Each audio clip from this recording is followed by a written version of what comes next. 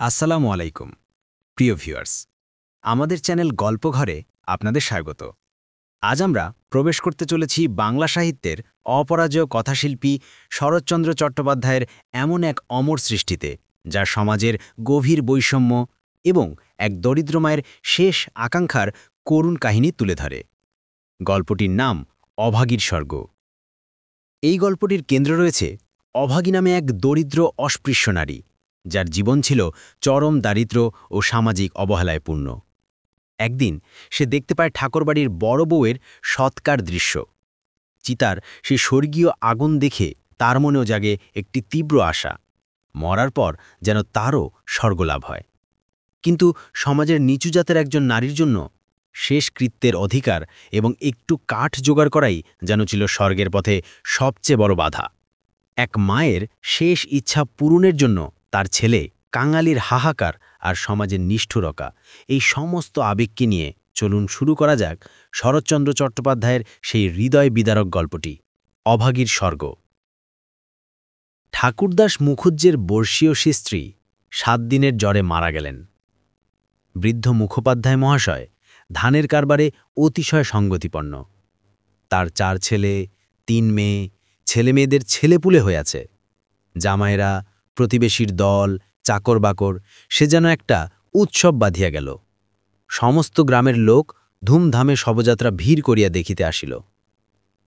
মেয়েরা কাঁদিতে কাঁদিতে মায়ের 2 পায়ে গাঢ় করিয়া আলতা এবং মাথায় ঘন করিয়া সিন্দুর লেপিয়া দিল। বধূরা ললাট চন্দনে চর্চিত করিয়া বহুমূল্য বস্ত্রে শাশুড়ির দেহ আচ্ছাদিত করিয়া দিয়া আঁচল দিয়া তার শেষ পদধূলি মুছাইয়া লইল।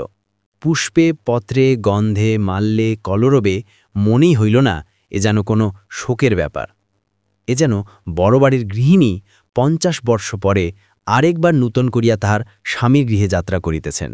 বৃদ্ধ মুখোপাধ্যায় শান্ত মুখে তাহার চিরদিনের সঙ্গিনীকে শেষ বিদায় দিয়া অলক্ষ্যে 2 ফোঁটা চোখের জল মুছিয়া শোকার্ত কন্যা ও বধূগণকে সান্ত্বনা দিতে লাগিলেন। প্রবল হরিধ্বনিতে প্রভাত আকাশ আলোড়িত করিয়া সমস্ত গ্রাম সঙ্গে সঙ্গে চলিল। আর একটি প্রাণী একটু দূরে থাকিয়া এই দলের সঙ্গী হইল। সে কাঙালির মা। সে তাহার কুটির প্রাঙ্গণের গোটা কয়েক বেগুন তুলিয়া এই পথে হাটে চলিয়াছিল। এই দৃশ্য দেখিয়া আর নড়িতে পারিল না। রইল তাহার হাটে যাওয়া, রইল তাহার আঁচলে বেগুন বাঁধা। সে চোখের জল মুছিতে মুছিতে সকলের পিছনে শ্মশানে আসে উপস্থিত হইল। গ্রামের একান্তে গরুর নদীর তীরে শ্মশান। সেখানে পূর্বাহ্নে কাঠের ভার, চন্দনের টুকরা, ঘৃত, মধু, ধূপ, ধূনা প্রভৃতি উপকরণ সঞ্চিত হইয়াছিল। কাঙালির মা ছোট জাত, দুলের মেয়ে বলিয়া কাছে যাইতে সাহস পাইল না। তফাতে একটা উঁচু ঢিপির মধ্যে দাঁড়াইয়া সমস্ত অন্ত্যেষ্টিক্রিয়া প্রথম হইতে শেষ পর্যন্ত উৎসুক আগ্রহে চোখ মিলিয়া দেখিতে লাগিল। প্রশস্ত ও পর্যাপ্ত চিতার উপরে যখন শব স্থাপিত করা হইল, তখন তাহার রাঙা পাদুখানি দেখিয়া তাহার 2 চক্ষু জুড়াইয়া গেল। ইচ্ছা হইল ছুটিয়া গিয়া 1 বিন্দু আলতা মুছাইয়া লইয়া মাথায় দেয়। বহু কণ্ঠের হরিধ্বনির সহিত পুত্র হস্তের মন্ত্রপুত অগ্নি যখন সংযোজিত হইল, তখন তাহার চোখ দিয়া ঝরঝর করিয়া জল পড়িতে লাগিল। মনে মনে বারংবার বলিতে লাগিল, ভাগ্যিমানী মা, তুমি স্বর্গে যাচ্ছ, আমাকেও আশীর্বাদ করে যাও, আমিও যেন এমনি কাঙালির হাতের আগুনটুকু পাই। ছেলের হাতের আগুন, সে তো সোজা কথা নয়। স্বামী, পুত্র, কন্যা, নাতি, নাতনি, দাস, দাসী, পরিজন সমস্ত সংসার উজ্জ্বল রাখিয়া এই যে স্বর্গারোহণ, দেখিয়া তাহার বুক ফুলিয়া ফুলিয়া উঠিতে লাগিল। এ সৌভাগ্যের সে যেন আর ইয়ত্তা করিতে পারিল না। সদ্য প্রজ্বলিত চিতার অজস্র ধোঁয়া নীল রঙের ছায়া ফেলিয়া ঘুরিয়া ঘুরিয়া আকাশে উঠিতে লাগিল। কাঙালির মা ইহার মধ্যে ছোট একখানি রথের চেহারা যেন স্পষ্ট দেখিতে পাইল। গায়ে তাহার কত না ছবি আঁকা, চূড়ায় তাহার কত না লতাপাতা জড়ানো। ভিতরে কে যেন বসিয়া আছে, মুখ তাহার চেনা যায় না, কিন্তু সিথায় তাহার সিন্দুরের রেখা, পদতল 2টি আলতায় রাঙানো। ঊর্ধ্বদৃষ্টে চাহিয়া কাঙালির মায়ের 2 চক্ষে অশ্রুর ধারা বহিতেছিল। এমন সময় একটি বছর 14-15 ছেলে তাহার আঁচলে টান দিয়া কহিল, হেথায় তুই দাঁড়িয়ে আছিস মা, ভাত রাঁধবি নে? মা চমকিয়া ফিরিয়া চাহিয়া কহিল, রাতবক্ষণ রে। হঠাৎ উপরে অঙ্গুলি নির্দেশ করিয়া ব্যাগ্রসরে কহিল, দেখ দেখ, ভাববোন মা ওই রথে চইরা স্বর্গে যাচ্ছে। ছেলে বিস্ময়ে মুখ তুলিয়া কহিল, কই? ক্ষণকাল নিরীক্ষণ করিয়া শেষে বলিল, তুই খেপেছিস, ও তো ধুইয়া। রাগ করিয়া কহিল, বেলা দুপুর বাজে, আমার খিদে পায় না বুঝি? এবং সঙ্গে সঙ্গে মায়ের চোখে জল লক্ষ্য করিয়া বলিল, বামুনদের গিন্নি মরছে, তুই কেন কেঁদে মরিস মা?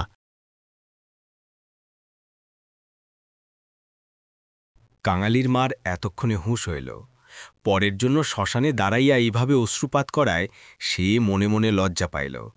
এমনকি ছেলের অকল্যাণের আশঙ্কায় মুহূর্তে চোখ মুছিয়া ফেলিয়া একটুখানি হাসিবার চেষ্টা করিয়া বলিল, কাঁদব কিসের জন্যে রে? চোখে ধুয়ো লেগেছে বই তো নয়।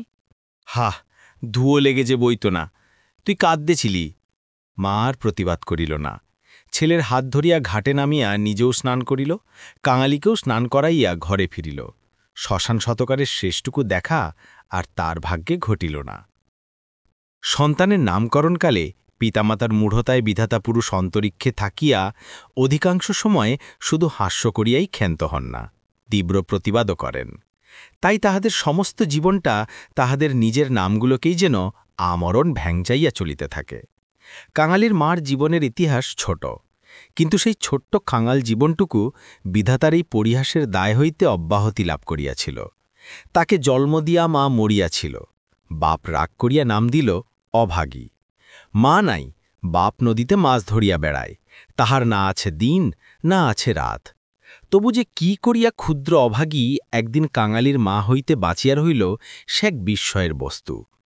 যাহার সহিত বিবাহ হইল তাহার নাম রসিকবাঘ। বাঘের অন্য বাঘিনী ছিল, ইহাকে লইয়া সে গ্রামান্তরে উঠিয়া গেল। অভাগী তাহার অভাগ্য ও শিশুপুত্র কাঙালিকে লইয়া গ্রামেই পড়িয়া রইল।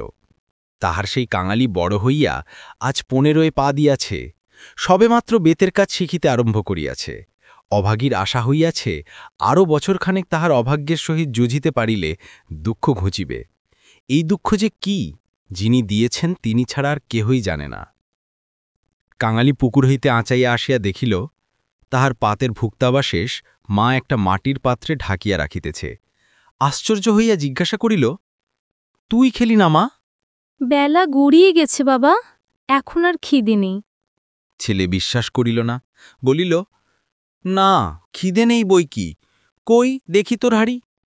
এই ছলনায় বহুদিন কাঙালির মা কাঙালিকে ফাঁকি দিয়া আসিয়াছে। সে হাঁড়ি দেখিয়া তবে ছাড়িল, তাহাতে আরেকজনের মতো ভাবছিল। তখন সে প্রসন্ন মুখে মায়ের কোলে গিয়া বসিল। এই বয়সের ছেলে সচরাচর এরূপ করে না, কিন্তু শিশুকাল হইতে বহুকাল যাবৎ সে রুগ্ন ছিল বলিয়া মায়ের ক্রোড় ছাড়িয়া বাহিরের সঙ্গী সাথীদের সহিত মিশিবার সুযোগ পায় নাই। এইখানে বসিয়াই তাহাকে খেলাধুলার স্বাদ মিটাইতে হইয়াছে। এক হাতে গলা জড়াইয়া মুখের ওপর মুখ রাখিয়াই কাঙালি চকিত হইয়া কহিল, মা, তোর গা যে গরম, কেন তুই এমন রোদে দাঁড়িয়ে মরা পোড়ানো দেখতে গেলি? কেন আবার নিয়ে এলি? মরা পোড়ানো কি তুই? মা সব ব্যস্ত ছেলের মুখে হাত চাপা দিয়া কহিল, ছি বাবা, মরা পোড়ানো বলতে নেই, পাপ হয়। সতীলক্ষ্মী মা ঠাকরুন রথে করে স্বর্গে গেলেন।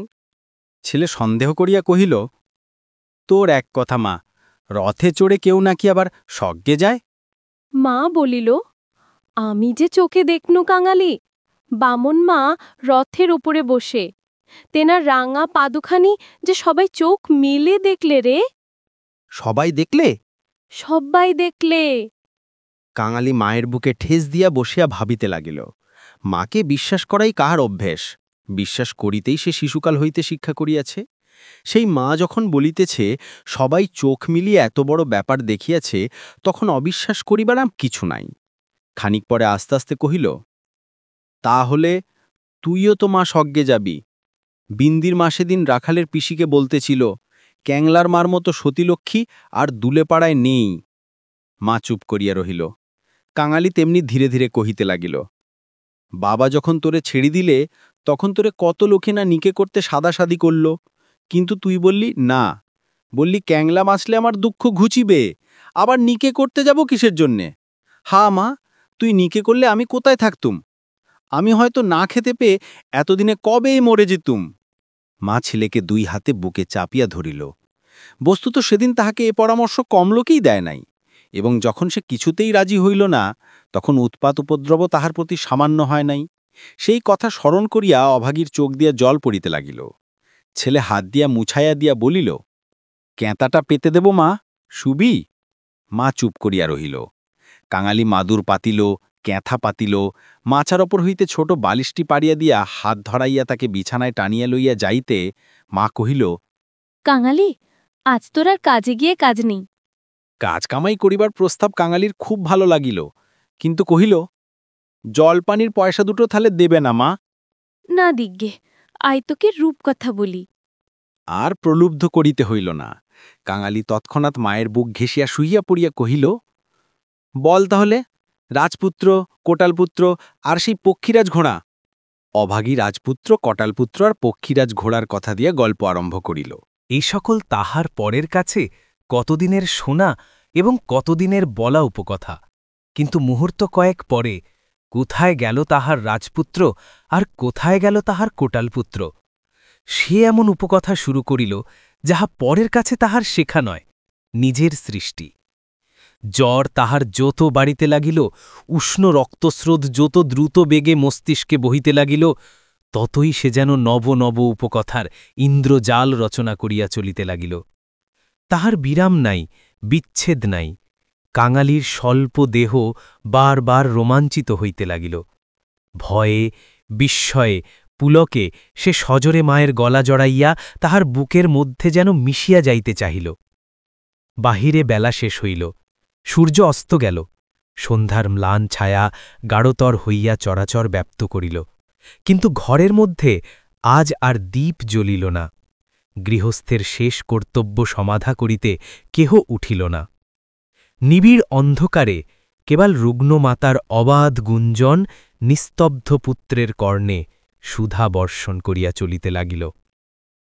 সে সেই শ্মশান ও শ্মশান যাত্রার কাহিনী, সেই রথ, সেই রাঙা পা দুটি, সেই তার স্বর্গে যাওয়া। কেমন করিয়া শোকার্থ স্বামী শেষ পদধূলি দিয়া কাঁদিয়া বিদায় দিলেন, কি করিয়া হরিধ্বনি দিয়া ছেলেরা মাতাকে বহন করিয়া লইয়া গেল। তারপরে ছেলের হাতের আগুন, সে আগুন তো আগুন নয় কাঙালি, সে তো হরি। তার আকাশজোড়া ধুঁয়ো তো ধুঁয়ো নয় বাবা, সেই তো স্বর্গের রথ। কাঙালিচরণ বাবা আমার, কেন মা, তোর হাতের আগুন যদি পাই বাবা, বামুনমার মতো আমিও স্বর্গে যেতে পাব। কাঙালি অস্ফুটে শুধু কহিল, যা, বলতে নেই। মা সে কথা বোধ করি শুনিতেও পাইল না, তপ্ত নিঃশ্বাস ফেলিয়া বলিতে লাগিল, ছোট জাত বলে তখন কিন্তু কেউ ঘেন্না করতে পারবে না, দুঃখী বলে কেউ ঠেকিয়ে রাখতে পারবে না। ইস, ছেলের হাতের আগুন, রথকে যে আসতেই হবে। ছেলে মুখের ওপর মুখ রাখিয়া ভগ্ন কণ্ঠে কহিল, বলিস নে মা, বলিস না, আমার বড্ড ভয় করে। মা কহিল, আর দেখ কাঙালি, তোর বাবাকে একবার ডেকে আনবি, অমনি যেন পায়ের ধুলো মাথায় দিয়ে আমাকে বিদায় দেয়, অমনি পায়ে আলতা, মাথায় সিঁদুর দিয়ে। কিন্তু কে বা দেবে, তুই দিবি না রে কাঙালি? তুই আমার ছেলে, তুই আমার মেয়ে, তুই আমার সব। বলিতে বলিতে সে ছেলেকে একেবারে বুকে চাপিয়া ধরিল। অভাগীর জীবননাট্যের শেষ অঙ্ক পরিসমাপ্ত হইতে চলিল। বিস্তৃতি বেশি নয়, সামান্যই। বোধ করি ৩০টা বৎসর আজও পার হইয়াছে কি হয় নাই, শেষও হইল তেমনি সামান্যভাবে। গ্রামে কবিরাজ ছিল না, ভিন্ন গ্রামে তার বাস। কাঙালি গিয়া কাঁদাকাটি করিল, হাতে পায়ে পড়িল, শেষে ঘটি বাধা দিয়া তাহাকে ১ টাকা প্রণামী দিল। তিনি আসিলেন না, গোটাচারেক বড়ি দিলেন। তাহার কত কি আয়োজন, খল, মধু, আদার সত্ত্ব, তুলসী পাতার রস। কাঙালির মা ছেলের প্রতি রাগ করিয়া বলিল, কেন তুই আমাকে না বলে ঘটি বাধা দিতে গেলি বাবা? হাত পাতিয়ে বড়ি কয়টি গ্রহণ করিয়া মাথায় ঠেকাইয়া উননে ফেলিয়া দিয়া কহিল, ভালো হইতো এতেই হব, বাগদি দুলের ঘরে কেউ কখনো ওষুধ খেয়ে বাঁচে না। দিন ২-৩ এমনি গেল। প্রতিবেশীরা খবর পাইয়া দেখিতে আসিল। যে যাহা মুষ্টিযোগ জানিত, হরিণের শিং ঘষা জল, গেটে করি পুড়াইয়া মধুতে মারিয়া চাটাইয়া দেওয়া ইত্যাদি অব্যর্থ ঔষধের সন্ধান দিয়া যে যাহার কাজে গেল। ছেলে মানুষ কাঙালি ব্যতিব্যস্ত হইয়া উঠিতে মা তাহাকে কাছে টানিয়া লইয়া কহিল, কবিরাজের বড়িতে কিছু হল না বাবা, আর ওদের ওষুধে কাজ হবে, আমি এমনি ভালো হব। কাঙালি কাঁদিয়া কহিল, তুই বড়ি তো খেলি নে মা, উননে ফেলে দিলি, এমনি কেউ সারে? আমি এমনি সেরে যাব, তার চেয়ে তুই দুটো ভাতে ভাত ফুটিয়ে নিয়ে খা দেখি, আমি চেয়ে দেখি। কাঙালি এই প্রথম অপটু হস্তে ভাত রাঁধিতে প্রবৃত্ত হইল। না পারিল ফ্যান ঝাড়িতে, না পারিল ভালো করিয়া ভাত বাড়িতে। উনন তাহার জ্বলে না, ভিতরে জল পড়িয়া ধুঁয়ো হয়, ভাত ঢালিতে চারিদিকে ছড়াইয়া পড়ে। মায়ের চোখ ছলছল করিয়া আসিল। নিজে একবার উঠিবার চেষ্টা করিল, কিন্তু মাথা সোজা করিতে পারিল না, শয্যায় লুটিয়া পড়িল। খাওয়া হইয়া গেলে ছেলেকে কাছে লইয়া কি করিয়া কি করিতে হয় বিধিমতে উপদেশ দিতে গিয়া তাহার ক্ষীণ কণ্ঠ থামিয়া গেল, চোখ দিয়া কেবল অবিরল ধারায় জল পড়িতে লাগিল। গ্রামে ঈশ্বর নাপিত নারী দেখিতে জানিত। পরদিন সকালে সে হাত দেখিয়া তাহারই সম্মুখে মুখ গম্ভীর করিল, দীর্ঘশ্বাস ফেলিল এবং শেষে মাথা নাড়িয়া উঠিয়া গেল। অভাগী এই অর্থ বুঝিল, কিন্তু তার ভয়ই হইল না। সকলে চলিয়া গেলে সে ছেলেকে কহিল, এইবার একবার তাকে ডেকে আনতে পারিস বাবা। কাকে মা? ওই যে রে, ওই গায়ে যে উঠে গেছে। কাঙালি বুঝিয়া কহিল, বাবাকে? অভাগী চুপ করিয়া রহিল। কাঙালি বলিল, সে আসবে কেন মা? অভাগীর নিজেরই যথেষ্ট সন্দেহ ছিল, তথাপি আস্তে আস্তে কহিল, গিয়ে বলবি মা শুধু একটু তোমার পায়ের ধুলো চায়। সে তক্ষণই যাইতে উদ্যত হইলে সে তার হাতটা ধরিয়া ফলিয়া বলিল, একটু কাঁদাকাটি করিস, বলিস মা যাচ্ছে। একটু থামিয়া কহিল, ফিরবার পথে অমনি নাপিতে বৌধির কাছ থেকে একটু আলতা ছেয়ে আনিস ক্যাঙালি, আমার নাম করলি সে দেবে, আমাকে বড় ভালোবাসে। ভালো তাহাকে অনেকেই বাসিত। জ্বর হওয়া অবধি মায়ের মুখে সে এই কয়টা জিনিসের কথা এতবার এত রকম করিয়া শুনিয়াছে যে সে সেইখান হইতে কাঁদিতে কাঁদিতে যাত্রা করিল। পরদিন রসিক দুলে সময়মতো যখন আসিয়া উপস্থিত হইল, তখন অভাগীর আর বড় জ্ঞান নাই। মুখের পরে মরণের ছায়া পড়িয়াছে, চোখের দৃষ্টি এ সংসারের কাজ সারিয়া কোথায় কোন অজানা দেশে চলিয়া গেছে। কাঙালি কাঁদিয়া কহিল, মাগো, বাবা এসেছে, পায়ের ধুলো নেবে যে। মা হয়তো বুঝিল, হয়তো বুঝিল না, হয়তোবা তাহার গভীর সঞ্চিত বাসনা সংস্কারের মতো তাহার আচ্ছন্ন চেতনায় ঘা দিল। এই মৃত্যুপথ যাত্রী তাহার অবশ বাহুখানি শয্যার বাইরে বাড়াইয়া হাত পাতিল। রসিক হতবুদ্ধির মতো দাঁড়াইয়া রহিল। পৃথিবীতে তাহারও পায়ের ধুলোর প্রয়োজন আছে, ইহাও কেহ নাকি চাহিতে পারে, তাহা তাহার কল্পনার অতীত। বিন্দির পিসি দাঁড়াইয়াছিল, সে কহিল, দাও বাবা দাও, একটু পায়ের ধুলো। রসিক অগ্রসর হইয়া আসিল। জীবনে যে স্ত্রীকে সে ভালোবাসা দেয়নি, অসন বসন দেয়নি, কোনো খোঁজ খবর করে নাই, মরণকালে তাহাকে সে শুধু একটু পায়ের ধুলো দিতে গিয়া কাঁদিয়া ফেলিল। রাখালের মা বলিল, এমন সতীলক্ষ্মী বামুন কায়েতের ঘরে না জন্মে ও আমাদের দুলের ঘরে জন্মালো কেন? এইবার ওর একটু গতি করে দাও বাবা, ক্যাঙালির হাতের আগুনের লোভে ও যেন প্রাণটা দিলে। অভাগীর অভাগ্যের দেবতা অগোচরে বসিয়া কি ভাবিলেন জানি না, কিন্তু ছেলে মানুষ কাঙালির বুকে গিয়া এই কথা যেন তীরের মতো বিঁধিল। সেদিন দিনের বেলাটা কাটিল, প্রথম রাত্রিটাও কাটিল, কিন্তু প্রভাকের জন্য কাঙালির মা আর অপেক্ষা করিতে পারিল না। কি জানি এত ছোট জাতের জন্য স্বর্গে রথের ব্যবস্থা আছে কিনা, কিংবা অন্ধকারে পায়ে হাঁটিয়াই তাহাদের রওনা হইতে হয়।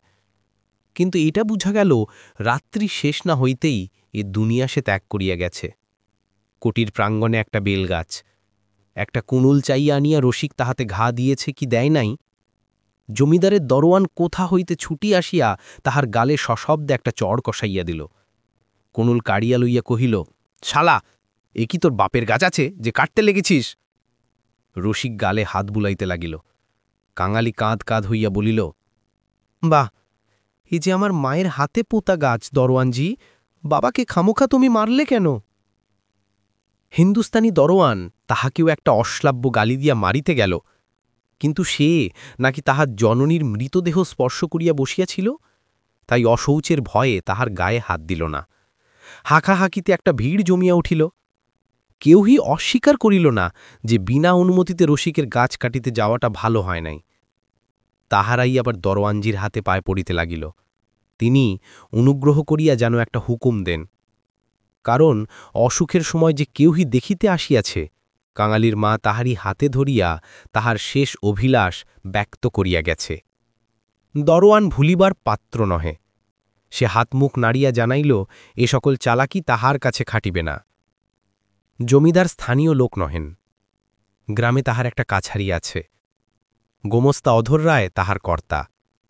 লোকেরা যখন হিন্দুস্তানিটার কাছে ব্যর্থ অনুনয় বিনয় করিতে লাগিল, কাঙালি ঊর্ধ্বশ্বাসে দৌড়িয়া একেবারে কাছারি বাড়িতে আসিয়া উপস্থিত হইল। সে লোকের মুখে মুখে শুনিয়াছিল পিয়াদারা ঘুষ লয়।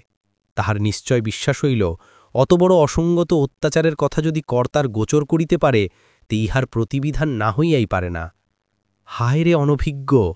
বাংলাদেশের জমিদার আর তাহার কর্মচারীকে সে চিনত না। সদ্য মাতৃহীন বালক শোকে আর উত্তেজনায় উদ্ভ্রান্ত হইয়া একেবারে ওপরে উঠিয়া আসিয়াছিল।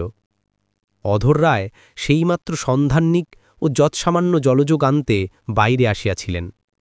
বিস্মিত আর ক্রুদ্ধ হইয়া কহিলেন, কে রে? আমি কাঙালি। দরোয়ানজি আমার বাবাকে মেরেছে। বেশ করেছে, হারামজাদা খাজনা দেনি বুঝি? কাঙালি কহিল, না বাবু মশাই, বাবা গাছ কাটতেছিল, আমার মা মরেছে। বলিতে বলিতে সে কান্নার চাপিতে পারিল না। সকালবেলায় কান্না কাটিতে অধর অত্যন্ত বিরক্ত হইলেন। ছোড়াটা মরা ছুঁয়ে আসিয়াছে, কি জানি এখানের কিছু ছুঁয়ে ফেলল নাকি। ধমক দিয়া বলিলেন, মা মরেছে তো যা নিচে নেমে দাঁড়া। ওরে কে আছিস রে? এখানে একটু গোবর জল ছড়িয়ে দে। কি জাতের ছেলে তুই? কাঙালি সভয়ে প্রাঙ্গণে নামিয়া দাঁড়াইয়া কহিল, আমরা দুলে। দুলের? দুলের মড়ায় কাঠ কি হবে শুনি? কাঙালি বলিল, মা যে আমাকে আগুন দিতে বলে গেছে, তুমি জিজ্ঞেস করো না বাবু মশাই। মায়ের কথা বলিতে গিয়া তাহার অনুক্ষণের সমস্ত অনুরোধ উপরোধ মুহূর্তে স্মরণ হইয়া কণ্ঠ যেন তাহার কান্নায় ফেটিয়া পড়িতে চাহিল। অধর কহিলিন, মাকে পোড়াবি তো গাছের দাম 5টা টাকা আনগে, পারবি? কাঙালি জানিত তাহা অসম্ভব। তাহার উত্তরীয় কিনিবার মূল্যস্বরূপ তাহার ভাত খাইবার পিতলের কাঁসিটি বিন্দির পিসি একটি টাকায় বাঁধা দিতে গিয়েছে। সে চোখে দেখিয়া আসিয়াছে। সে ঘাড় নাড়িল, বলিল, না। অধর মুখখানা অত্যন্ত বিকৃত করিয়া কহিলেন, না তো, মাকে নিয়ে নদীর চড়ায় পুঁতে ফেলকে যা। কার বাবার গাছে তোর বাপ কুড়ুল ঠেকাতে যায়? পাঁজি, হতভাগা, নচ্ছাড়। কাঙালি বলিল, সে যে আমাদের উঠানের গাছ বাবু মশাই, সে যে আমার মায়ের হাতে পোতা গাছ। হাতে পোতা গাছ? পারে, বেটাকে গলা ধাক্কা দিয়ে বার করে দে তো। পাড়ে আসিয়া গলা ধাক্কা দিল এবং এমন কথা উচ্চারণ করিল যাহা কেবল জমিদারের কর্মচারীরাই পারে। কাঙালি ধুলা ঝাড়িয়া উঠিয়া দাঁড়াইল, তারপরে ধীরে ধীরে বাহির হইয়া গেল। কেন সে যে মার খাইল, কি তাহার অপরাধ, ছেলেটা ভাবিয়াই পাইল না। গোমস্তার নির্বিকার চিত্তে দাগ পর্যন্ত পড়িল না। পড়িলে এ চাকরি তাহার জুটিত না। কহিলেন, পরেশ, দেখো তো হ্যাঁ, এ ব্যাটার খাজনা বাকি পড়েছে কিনা। থাকে তো জালটাল কিছু একটা কেড়ে এনে যেন রেখে দেয়, হারামজাদা, পালাতে পারে। মুখুজ্জে বাড়িতে শ্রাদ্ধের দিন মাঝে কেবল একটা দিন মাত্র বাকি। সমারোহের আয়োজন গৃহিণীর উপযুক্ত করিয়াই হইতেছিল। বৃদ্ধ ঠাকুরদাস নিজে তত্ত্বাবধান করিয়া ফিরিতেছিলেন। কাঙালি আসিয়া তাহার সম্মুখে দাঁড়াইল, কহিল, ঠাকুরমশাই, আমার মা মরে গেছে। তুই কে? কি চাস তুই? আমি কাঙালি। মা বলে গেছে তেনাকে আগুন দিতে। তা দিয়ে গে না। কাছারির ব্যাপারটা ইতিমধ্যেই মুখে মুখে প্রচারিত হইয়া পড়িয়াছিল। একজন কহিল, ও বোধহয় একটা গাছ চায়। এই বলিয়া সে ঘটনাটা প্রকাশ করিয়া কহিল। মুখুজ্জে বিস্মিত ও বিরক্ত হইয়া কহিলেন, শোন আবদার, আমারই কত কাঠের দরকার, কাল বাদে পরশু কাজ। যা যা, এখানে কিছু হবে না, এখানে কিছু হবে না। এই বলিয়া অন্যত্র প্রস্থান করিলেন।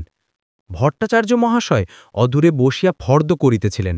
তিনি বলিলেন, তোদের যেতে কে কবে আবার পোড়ায় রে? যা, মুখে একটু নুড়ো জ্বালিয়ে দিয়ে নদীর চড়ায় মাটি দিয়ে গে। মুখোপাধ্যায় মহাশয়ের বড় ছেলে ব্যস্ত সমস্তভাবে এই পথে কোথায় যাইতেছিলেন। তিনি কান খাড়া করিয়া একটু শুনিয়া কহিলেন, দেখছেন ভট্টাচার্য মশাই, সব ব্যাটারাই এখন ব্রাহ্মণ কায়েত হতে চায়। বলিয়া কাজের ঝোঁকে আর কোথায় চলিয়া গেলেন। কাঙালি আর প্রার্থনা করিল না। এই ঘণ্টা দুয়েকের অভিজ্ঞতায় সে যেন সংসারে একেবারে বুড়া হইয়া গিয়াছিল। নিঃশব্দে ধীরে ধীরে তাহার মরা মায়ের কাছে গিয়া উপস্থিত হইল। নদীর চরে গর্ত খুঁড়িয়া অভাগীকে শোয়ানো হইল। রাখালের মা কাঙালির হাতে একটা খড়ের আঁটি জ্বালিয়া দিয়া তাহারই হাত ধরিয়া মায়ের মুখে স্পর্শ করাইয়া ফেলিয়া দিল। তারপরে সকলে মিলিয়া মাটি চাপা দিয়া কাঙালির মায়ের শেষ চিহ্ন বিলুপ্ত করিয়া দিল। সবাই সকল কাজে ব্যস্ত। শুধু সেই পোড়া খড়ের আঁটি হইতে যে স্বল্প ধোঁয়াটুকু ঘুরিয়া ঘুরিয়া আকাশে উঠিতেছিল, তাহারই প্রতি পলক্ষীন চক্ষু পাতিয়া কাঙালি ঊর্ধ্বদৃষ্টে স্তব্ধ হইয়া চাহিয়া রহিল। এই ছিল শরৎচন্দ্র চট্টোপাধ্যায়ের সেই নির্মম বাস্তবতার গল্প, অভাগীর স্বর্গের পরিসমাপ্তি। গল্পের শেষে আমরা শুধু অভাগীর করুণ মৃত্যুই দেখি না, দেখি অস্পৃশ্যতার অভিশাপ কিভাবে সমাজের নিম্নতম স্তরের মানুষের কাছ থেকে শেষ অধিকারটুকুও কেড়ে নেয়। এক মায়ের স্বর্গলাভের সেই সাধারণ স্বপ্ন, তার সন্তানের একটুকরো কাঠ জোগাড় করার সেই করুণ প্রচেষ্টা সমাজের অর্থ ও জাতপাতের কাছে সবকিছুই ব্যর্থ হয়ে যায়। গল্পটি আমাদের বিবেককে প্রশ্ন করে, সামাজিক বৈষম্যের এই ভার কি আজও আমাদের সমাজ বহন করছে না? এই মর্মান্তিক গল্পটি শোনার পর আপনার কি মনে হলো? অভাগীর স্বর্গ কি কেবল অধরা স্বপ্ন হয়ে রইল? আপনার গভীর অনুভূতি কমেন্ট বক্সে লিখে গল্পঘরকে জানাতে ভুলবেন না। ভিডিওটি যদি আপনাকে ভাবিয়ে তোলে তাহলে একটি লাইক দিন এবং এমন আরও মানবিক আবেদন সম্পন্ন ক্লাসিক বাংলা গল্প শুনতে সাবস্ক্রাইব করে আমাদের পাশে থাকুন। আল্লাহ হাফেজ। আজকের মতো এই পর্যন্তই। ভালো থাকবেন, সুস্থ থাকবেন। আল্লাহ হাফেজ।